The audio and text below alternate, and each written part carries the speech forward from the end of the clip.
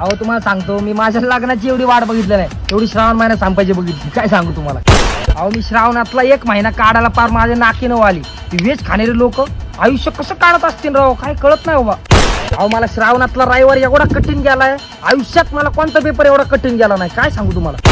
अहो मी श्रावण महिन्यात एवढं येड्यावानी केलंय, सोयाबीन सांडगा खायचो चिकन समजून, आईला म्हणायचो तीच भाजी कर रोज. काय सांगू तुम्हाला, फार भदीर झालतो मी. अहो श्रावण महिना नाही, श्रावण महिना मी चायनीजच्या आणि चिकनच्या दुकानांच्या वासावर दिवस काढलेला आहे.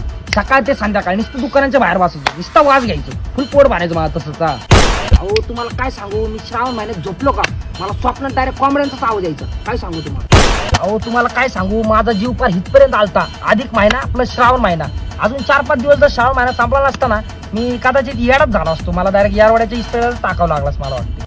अहो श्रावण महिन्यात संपला का सकाळी चिकन, दुपारी मासे आणि संध्याकाळी मटन. भाऊ असलं दाबून खाणार ना.